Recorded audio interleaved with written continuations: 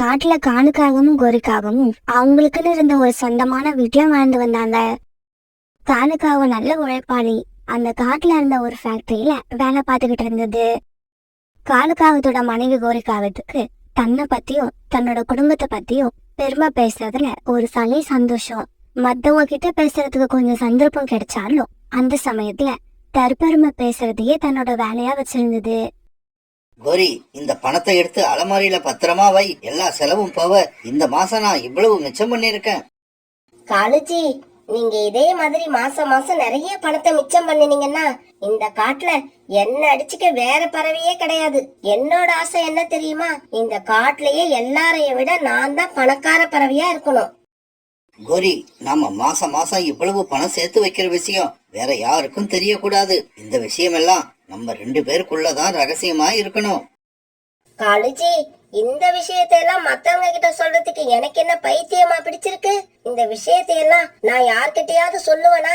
என்னோட உயிரே போனாலும் நான் யார்கிட்டயும் சொல்ல மாட்டேன். ஒரு நாள் நதிக்கரையில சோனா குருவியும் கோரிக்காகவும் சந்திச்சுக்கிட்டாங்க. என்ன சோனா, சோகமா உட்கார்ந்துருக்க? என்ன விஷயம்? கோரியக்கா, என்ன மாதிரி ஏழைங்களுக்கு வேற என்ன பிரச்சனை இருக்க போகுது? எல்லாம் பண பிரச்சனை தான். ராணா வாங்கிட்டு வர சம்பளம் வீட்டு செலவுக்கு பத்த மாட்டேங்குது. மாசம் மாசம் எப்படி இருந்தாலும் யார்கிட்டயாவது கடன் வாங்க வேண்டியிருக்கு. இந்த மாசம் யார்கிட்ட கடன் வாங்குறதுன்னு தெரியல. அத பத்தி தான் யோசிச்சுக்கிட்டு இருக்கேன். சோனா, அந்த விஷயத்துல நான் ரொம்ப அதிர்ஷ்டசாலி.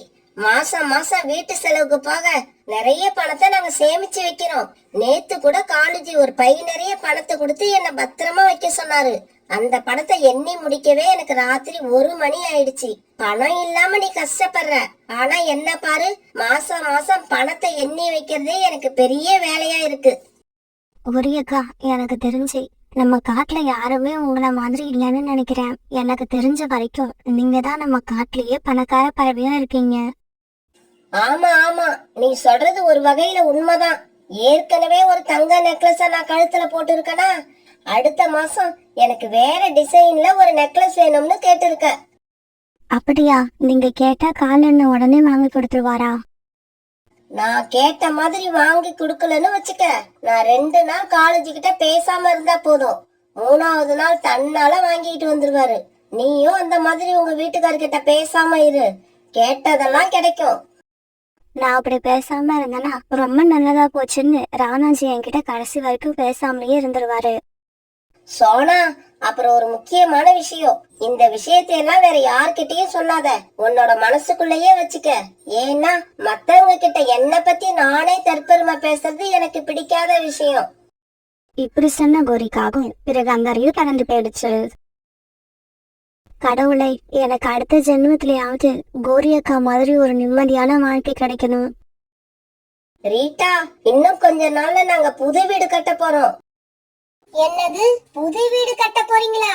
நீங்க இப்ப இருக்கிற வீடே புது வீடு மாதிரி நல்லா தானே இருக்கு. வீடு நல்லாதான் இருக்கு, ஆனா அந்த வீட்ல எனக்குன்னு தனியா ஒரு ரூம் இல்ல. இப்ப புது வீடு கட்டுறதே எனக்காக தான். எனக்குன்னு தனியா ஒரு ரூம் வேணும். அந்த ரூம்ல என்னோட பர்மிஷன் இல்லாம யாரும் உள்ள வரக்கூடாது. கோரி, நாங்கெல்லாம் மழையில நனையாம வெயில்ல காயாம இருக்கிறதுக்கு ஒரு நல்ல வீடு இல்லையேன்னு நினைச்சு கவலைப்படுறோம். ஆனா நீ என்னடா தனியா ஒரு ரூம் வேணும்னு கேக்குற. ரீட்டா, அதுக்கெல்லாம் புண்ணியம் பண்ணி இருக்கணும். நான் போன ஜென்மத்துல என்ன புண்ணியம் பண்ணனோ இந்த ஜென்மத்துல காலேஜி எனக்கு கணவரா வந்து கிடைச்சிருக்காரு. கோரிய இப்படியே விட்டா தற்பெருமை பேசிய நம்ம காதுல ரத்தத்தை வர வச்சிடும். நாம ஏதாவது புத்திசாலித்தனமா பேசி கோரிய இந்த இடத்தை விட்டு ஓட வைக்கணும். இப்படி நினைச்சா ரீட்டா கோரிக்காகத்துக்கிட்ட இந்த மாதிரி பேச ஆரம்பிச்சது. கோரி, எனக்கு ஒரு ஹெல்ப் பண்ண முடியுமா? உதவியா? என்ன உதவி? இன்னைக்கு ஈபி பில் கட்ட வேண்டிய கடைசி நாள். ஒரு 500 ரூபாய் இருந்தா எனக்கு கொடு, இன்னும் 2 நாள்ல திருப்பி கொடுத்துறேன். மறந்தே போயிட்ட ரீட்டா, காலேஜ் இன்னைக்கு மத்தியானம் சாப்பாட்டுக்கு வீட்டுக்கு வரேன்னு சொன்னாரு. நான் அதை சுத்தமா மறந்துட்டு உன் கூட பேசிக்கிட்டு இருக்க. என் புத்திய எதை எடுத்து அடிச்சுக்கிறதுனே தெரியல. இப்படி சொன்ன கோரி அங்கிருந்து அவசர அவசரமா தன்னுடைய வீட்டுக்கு பறந்து போச்சு. கோரி, உன்ன மாதிரி ஆளுகள் எல்லாம் எப்படி ஓட வைக்கணும்னு இந்த ரீட்டாவுக்கு நல்லாவே தெரியும். இப்படியே சில நாட்கள் நகர்ந்துச்சு. ஒரு நாள் சோனா குருவி, ரீட்டா கிளி, ராணிபுரா இவங்க 3 பேரும் ஒரு நதிக்கரையில உட்காந்து பேசிக்கிட்டு இருந்தாங்க. வர திங்கக்கிழமைக்குள்ள என்னோட பையன் ராஜுவுக்கு ஸ்கூல் ஃபீஸ் கட்டணும். என்ன பண்றதுன்னு தெரியல. ராணி, ஸ்கூல் ஃபீஸாவது கொஞ்சம் லேட்டா கட்டிக்கலாம். நாளைக்கு தரேன்னு சொல்லி கழுதக்கா கிட்ட நான் 2000 ரூபாய் வாங்கியிருந்தேன். காலையில 8 மணிக்கெல்லாம் எங்க வீட்டு வாசலுக்கு வந்துரும். அது வந்த உடனே பணத்தை கொடுக்கலன்னா சத்தம் போட்டு என்னோட மானத்தை வாங்கிடும். இந்த மாதிரி சிக்கல் உங்களுக்கு மட்டும் இல்ல, எனக்கு கூட தான் இருக்கு. நீங்க எல்லாம் வெளியில சொல்றீங்க, நான் சொல்லல, அவ்வளவுதான். இவங்க எல்லாம் இப்படி பேசிக்கிட்டு இருக்கும்போது கோரிக்காக அங்க வந்தது. நீங்க எல்லாம் நிறைய பணத்தை ஒரே இடத்துல பார்த்ததே இல்லல்ல. காலேஜ் இப்ப வீட்ல இல்ல. இப்ப என் கூட வந்தீங்கன்னா நீங்க நினைச்ச மாதிரி நிறைய பணத்தை நான் ஒரே இடத்துல உங்களுக்கு காட்டுவேன். கோரிக்காக சொன்னதை கேட்ட மற்ற எல்லா பறவைகளும் உடனே கோரிக்காகத்துக்கு கூட அது வீட்டுக்கு பறந்து போனாங்க. இங்க பாருங்க, இப்ப நான் என்னோட அலமாரிய உங்களுக்கு திறந்து காட்ட போறேன். ஆனா என்கிட்ட உள்ள பணத்தை பார்த்துட்டு நீங்க யாரும் கண்ணு வச்சிடக்கூடாது. இப்படி சொன்ன கோரிக்காகவும் உடனே தன்னோட அலமாரிய திறந்து காட்டுச்சு. அந்த அலமாரிக்குள்ள கட்டுக்கட்டா நிறைய பணமும் ஒரு தங்க நெக்லஸும் இருந்தது. கோரி அக்கா, சத்தியமா சொல்றேன், இவ்வளவு பணத்தை ஒரே இடத்துல நான் இப்பதான் பாக்குறேன். கோரி, இந்த நெக்லஸ் தங்க நெக்லஸ் தானே? பின்ன நான் என்ன கவரிங் நெக்லஸ் வாங்கி அலமாரிக்குள்ள பூட்டி வச்சிருப்பேன்? சொக்க தங்கத்தால என்னோட கணவர் எனக்காக செஞ்சு கொடுத்த நெக்லஸ் இது. கோரி அக்கா, நீங்க தான் இந்த காட்டுலயே பெரிய பணக்கார பறவையா இருக்கணும். இந்த மாதிரி பணம் உங்களை தவிர வேற யார்கிட்டயும் இருக்கிறதா எனக்கு தெரியல. சரி சரி, உங்ககிட்ட நான் இப்படி பணத்தை காட்டின விஷயத்த யார்கிட்டயும் சொல்லாதீங்க. அப்புறம் எல்லாரும் என்ன பார்த்து பொறாமப்படுவாங்க. ஒரு நாள் கோரிக்காக மார்க்கெட்டுக்கு போய் கொஞ்சம் பொருட்களை வாங்கிட்டு திரும்பி வரப்ப கழுகக்காவை பார்த்துட்டு அதுகிட்ட போச்சு.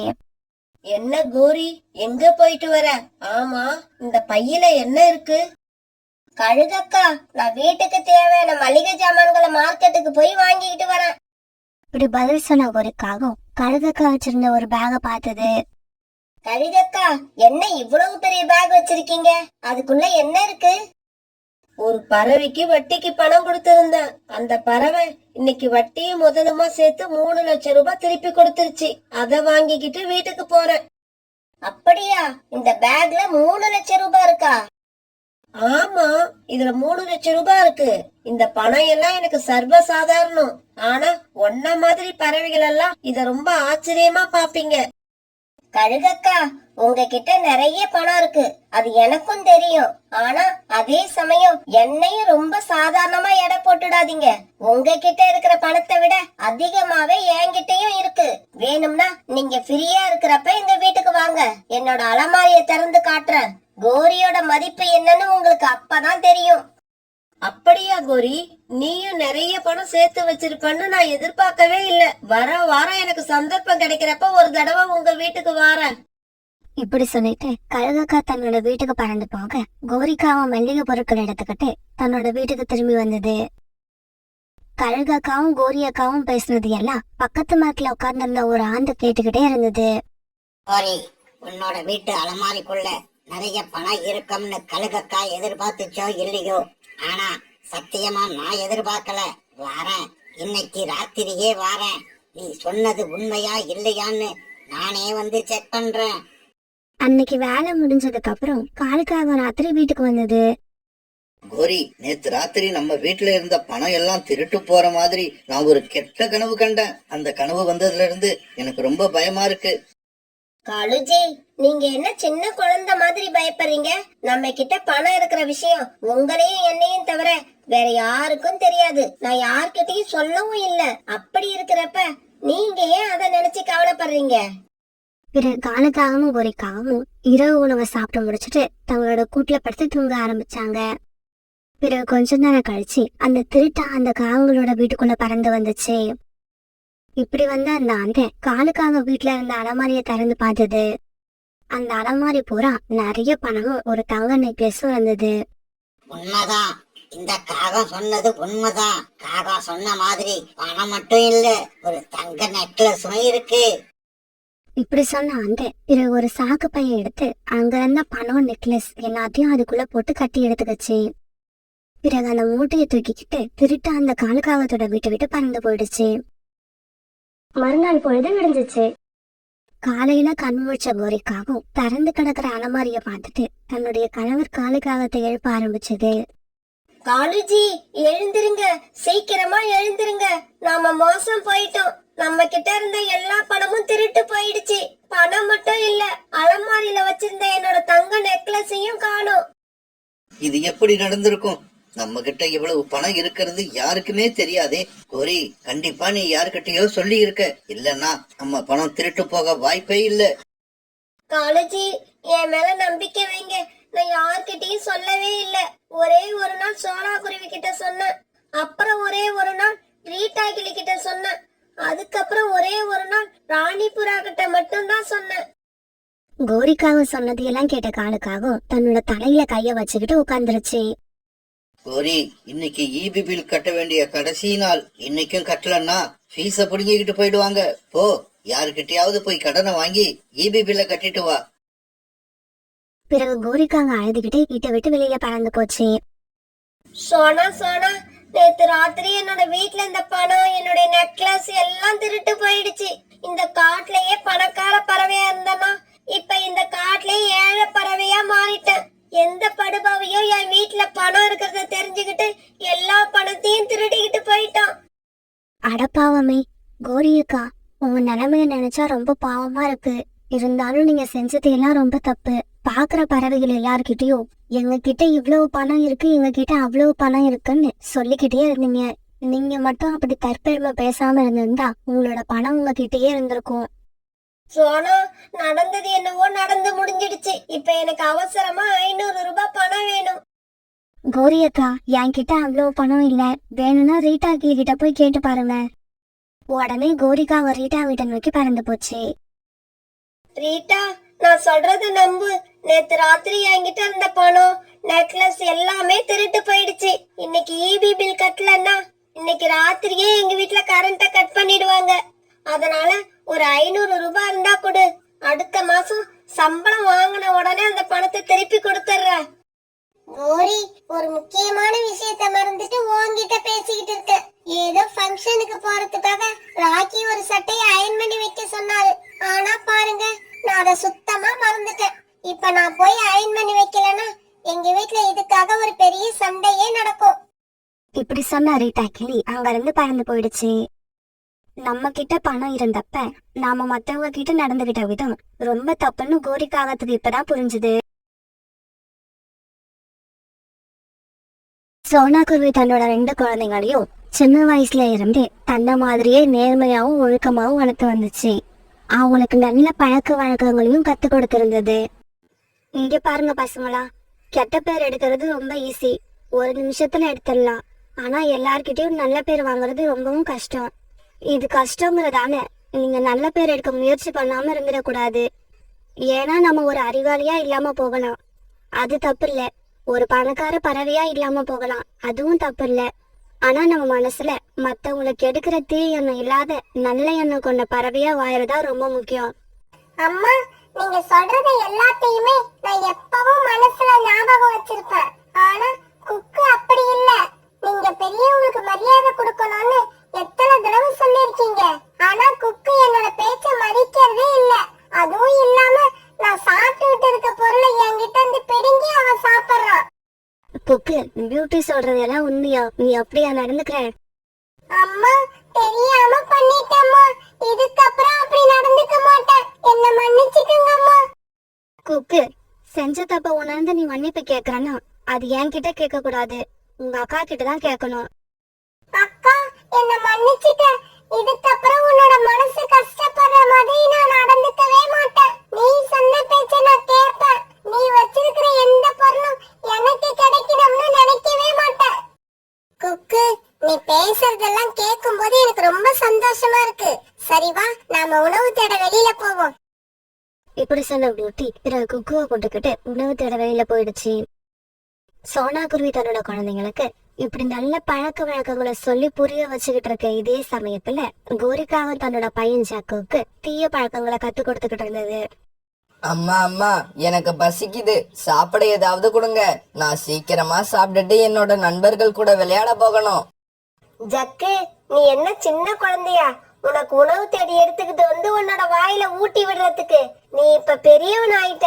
உனக்கான உணவை நீயே தான் தேடிக்கணும். அம்மா, எனக்கு உணவு தேடவே தெரியல. நேத்து கூட உணவு தேட போனேன், எங்கேயுமே உணவு கிடைக்கல. ஜக்கு, உன்னோட பேச்சை கேட்டா எனக்கு சிரிப்பு தான் வருது. நீ உணவு தேடி எங்கேயும் அலைய தேவையில்ல.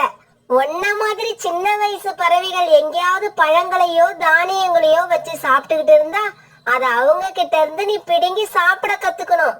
ஏன்னா சுயமா உணவு தேடி சாப்பிடுறதை விட இப்படி திருடி சாப்பிடுறது ரொம்பவும் ஈஸி. அம்மா, என்ன மாதிரி இருக்கிற சின்ன பறவைகள் நான் கேட்ட உடனே அவங்க வச்சிருக்க உணவை கொடுத்துடுவாங்களா? இங்க பாரு ஜக்கு, கேட்ட உடனே யாரும் இந்தா எடுத்துக்கிட்டு போன்னு அவங்க கிட்ட இருக்கிறத தூக்கி கொடுத்துட மாட்டாங்க. நாம தான் அவங்க கிட்ட இருந்து பிடுங்கி எடுத்துக்கணும். அப்படியே அவங்க மறுப்பு தெரிவிச்சா அவங்க கன்னத்திலேயே 2 போடணும். அப்படி கன்னத்துல 2 கொடுத்ததுக்கு அப்புறம் அந்த பறவைகள் அழுதுகிட்டே அவங்க கிட்ட இருக்கிறத உங்ககிட்ட கொடுத்துருவாங்க.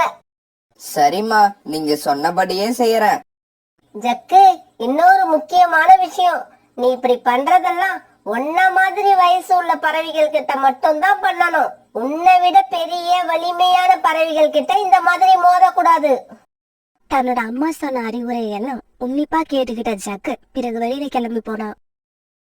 அக்கா அக்கா, இங்க பாரு, ஒரு மாதுளம் பழம் கிடக்கு. உணவு தேட வெளியில கிளம்பி வந்த பியூட்டியும் குக்கும் நதியோரமா கிடந்த ஒரு மாதுளை பழத்தை பார்த்தாங்க. உடனே அதை ஆளுக்கு பாதியா பிரிச்சுக்கிட்டு சாப்பிட ஆரம்பிச்சாங்க. இவங்க இப்படி சாப்பிட்டுக்கிட்டு இருக்கத பார்த்த ஜக்கு அந்த இடத்துக்கு வந்தான். இங்க பாருங்க பியூட்டி, குக்கு, நீங்க 2 பேரும் சாப்பிட்டுக்கிட்டு இருக்க அந்த மாதுளை பழத்தை என்கிட்ட கொடுங்க. அது எப்படி எல்லா பழத்தையும் உனக்கு கொடுக்க முடியும்? வேணும்னா கொஞ்ச நேரம் வெயிட் பண்ணு, இதுல இருந்து கொஞ்சமா எடுத்து தரேன். ஹேய் குக்கு, நான் என்ன உங்ககிட்ட பிச்சையா கேக்குறேன்? நீங்க சாப்பிட்டுக்கிட்டு இருக்க மாதுளை பழம் அப்படியே எனக்கு வேணும். கொடுக்க முடியாது, இது நாங்க தேடி எடுத்த பழம், எங்களுக்கு தான் சொந்தம். இந்த பழத்தை நீங்க தேடி எடுத்திருக்கலாம், ஆனா நான் கண்ணால பார்த்த அந்த நிமிஷமே இந்த பழம் எனக்கு சொந்தமாயிடுச்சு. இப்படி சொன்ன ஜக்கு பியூட்டியும் குக்கும் சாப்பிட்டுக்கிட்டு இருந்த பழத்தை தான் பக்கம் இழுத்துக்கிட்டான். உடனே அந்த பழத்தை தூக்கிட்டு தன்னோட வீட்டுக்கு பறந்து போனான். உடனே குக்கும் பியூட்டியும் அழுதுகிட்டே தங்களோட வீட்டுக்கு போனாங்க. இப்படி வீட்டுக்கு போனவங்க தன்னோட அம்மா கிட்ட நடந்தது எல்லாத்தையும் சொன்னாங்க.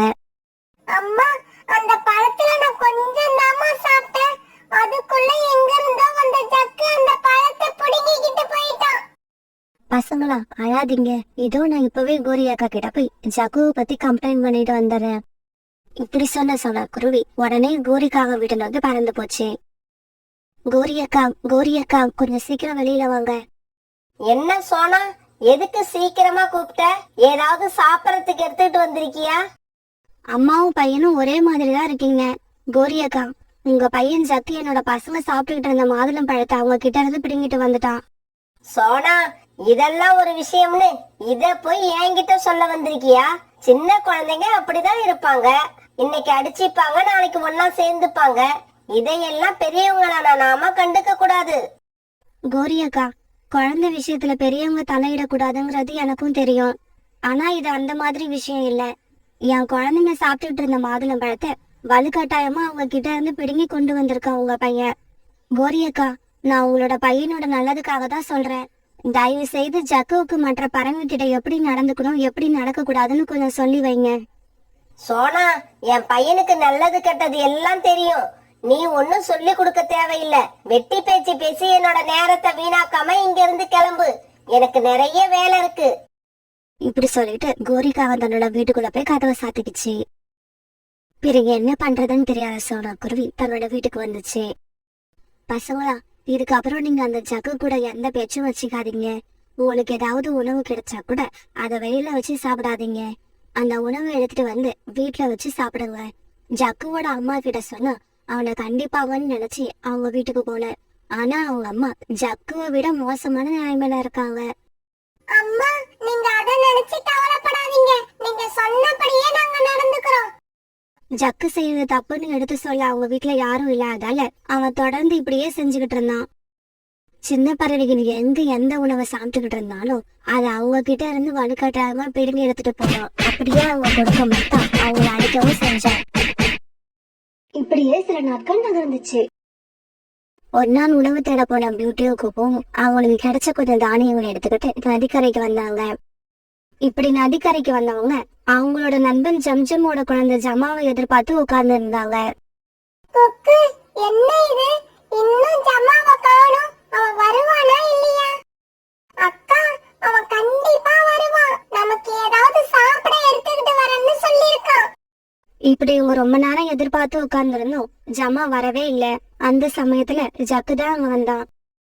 ஜக்குவை பார்த்த உடனே பியூட்டி தான் வச்சிருந்த தானியங்களை தன்னோட ரக்கைக்குள்ள மறைச்சுக்கிச்சு. ஏய் பியூட்டி, என்ன பார்த்த உடனே எதை மறைக்கிற? மரியாதையா எடுத்து என்கிட்ட கொடுத்துடு. இல்ல, என்கிட்ட எதுவும் இல்ல. நான் எதையும் மறைக்கல.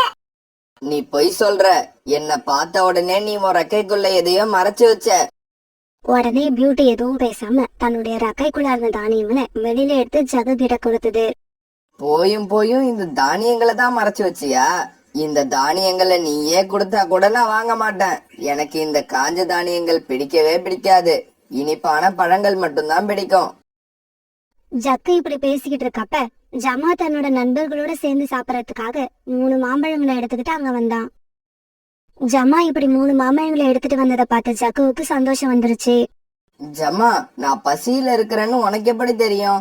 எனக்கு பிடிச்ச மாம்பழங்களை கரெக்டா எடுத்துக்கிட்டு வந்திருக்க. ஜக்கு, இத நான் உனக்காக எடுத்துக்கிட்டு வரல. நான், குக்கு, பியூட்டி, நாங்க 3 பேரும் ஆளுக்கு ஒரு பழத்தை சாப்பிட போறோம். என்னது, ஆளுக்கு ஒரு பழத்தை சாப்பிட போறீங்களா? உங்க 3 பேருக்கும் ஒரு பழத்தை கூட நான் கொடுக்க மாட்டேன். இப்படி சொன்ன ஜக்கு ஜமா கொண்டு வந்த கூடைய அப்படியே தூக்கிக்கிட்டு தன்னோட வீட்டுக்கு பறந்து போயிட்டான். இத பார்த்து ஜமா கண்ணுல இருந்து கண்ணீர் வந்துருச்சு. ஜக்கு, இரு, என்னோட பழத்தை தூக்கிட்டு போறியா? உன்னை நான் சும்மா விட மாட்டேன். இப்பவே போய் எங்க அப்பா கிட்ட சொல்றேன். இப்படி சொன்ன ஜமா உடனே தன்னோட வீட்டுக்கு பறந்து போனான். அப்பா, நான் என்னோட நண்பர்களுக்கு கொண்டு போன மாம்பழத்தை ஜக்கு கூடையோட தூக்கிக்கிட்டு போயிட்டான். ஜக்கு, என்னடா இது? ஆச்சரியமா இருக்கு. சாப்பிட காஞ்ச தானியங்களே கிடைக்காத இந்த காலத்துல 3 மாம்பழத்தை எடுத்துக்கிட்டு வீட்டுக்கு வந்திருக்க. யார் கொடுத்தது இது? அம்மா, இது யாரும் கொடுக்கல. ஒரு சின்ன பறவை கிட்ட இருந்து நான் பிடுங்கிக்கிட்டு வந்தது. காலுஜி, நம்ம பையனோட சாமர்த்தியத்தை பாத்தீங்களா? ஏதோ ஒரு சின்ன குழந்தை கிட்ட இருந்து இந்த 3 மாம்பழங்களையும் பிடுங்கிக்கிட்டு வந்திருக்கான். ஆமாங்கோரி, ஜக்குவை நினைக்க எனக்கு ரொம்ப பொறாமையா இருக்கு. போற போக்க பார்த்தா திருட்டு வேலை பண்றதுலயும் அடுத்தவங்க பொருளை பிடுங்கி திங்கறதுலயும் நம்மள தாண்டிடுவான் போல இருக்கு. சரி, பேசிக்கிட்டே இருக்காதீங்க. சீக்கிரமா வாங்க, இந்த பழங்களை சாப்பிடுவோம். இவங்க இப்படி பழங்களை சாப்பிட போற சமயத்துல நடந்தது எல்லாத்தையும் ஜன்னல் வழியா பாத்துக்கிட்டு இருந்த ஜம்ஜம் பறவை இப்படி பேச ஆரம்பிச்சது. காகங்களே, ஏதோ உங்களுடைய குழந்தை தெரியாதனமா இப்படி செஞ்சிட்டான். அவனுக்கு புத்திமதி சொல்லிட்டு போகலான்னு தான் உங்க வீட்டுக்கு வந்தேன். ஆனா அவன் செஞ்ச கேவலமான காரியத்தை நினைச்சு சந்தோஷப்படுற அப்பா அம்மாவை இன்னைக்குதான் பாக்குறேன். இப்ப நான் முடிவு பண்ணிட்டேன். இதுக்கப்புறம் நான் புத்திமதி சொல்ல வேண்டியது ஜக்குவுக்கு இல்ல, உங்களுக்கு தான். சின்ன குழந்தையா இருந்தா வாயால புத்திமதி சொல்லலாம். இவ்வளவு தூரம் வளர்ந்த உங்களுக்கு வாயால சொன்னா புரியாது, கையால சொன்னாதான் நல்லா புரியும். இப்படி சொன்ன ஜம்ஜம் பறவை பிறகு வீட்டுக்குள்ள வந்து காலுக்காவத்தையும் கோரிக்காவத்தையும் கீழே தள்ளி அதோட கோபம் தீர்ற வரைக்கும் குத்துன்னு குத்த ஆரம்பிச்சது. தப்புதான். எங்களோட குழந்தைக்கு சரியா புத்திமதி சொல்லாதது எங்களோட தப்புதான். ஆமா ஜம்ஜம், இதுக்கப்புறம் எங்களோட குழந்தை எந்த தப்பும் பண்ணாதபடி நாங்க பாத்துக்கிறோம். தயவு செஞ்சு எங்களை அடிக்காம விட்டுடு. இங்க பாருங்க, உங்க குழந்தை தவறான வழியில போகாம இருக்கணும்னா முதல்ல நீங்க நல்ல வழிக்கு திரும்பி ஆகணும். அப்படி நீங்க திருந்தறதுக்கு இப்ப நான் கொடுத்த ட்ரீட்மெண்ட் போதும்னு நினைக்கிறேன். நீங்க என்ன நினைக்கிறீங்க? இது போதுமா போதாதா? போதும் ஜம்ஜம் அண்ணா. இப்ப நீங்க பண்ணன ட்ரீட்மெண்ட் நாங்க சாகர வரைக்கும் எங்களுக்கு ஞாபகம் இருக்கும். பிறகு ஜம்ஜம் பறவை தன்னோட குழந்தை ஜமாவை கூப்பிட்டுக்கிட்டு தன்னோட வீட்டுக்கு பறந்து போச்சு. ஏண்டா ஜக்கு, சின்ன குழந்தைய ஏமாத்திட்டு இந்த பழத்தை வாங்கிட்டு வந்தான்னு சொன்னியே, அது ஜம்ஜம்மோட குழந்தை ஜமான்னு ஏண்டா கண்ணு என்கிட்ட சொல்லல? ஏம்மா, இது ஜமா கிட்ட இருந்து வாங்கிக்கிட்டு வந்ததுன்னு சொல்லிருந்தா என்னம்மா பண்ணிருப்பீங்க? நானும் உங்க அம்மாவும் ஜம்ஜம் வீட்டுக்கே போய் நடந்ததெல்லாம் தப்புன்னு சொல்லி மன்னிப்பு கேட்டுட்டு வந்திருப்போம். இதை விட்டா வேற என்னடா செய்ய போறோம்?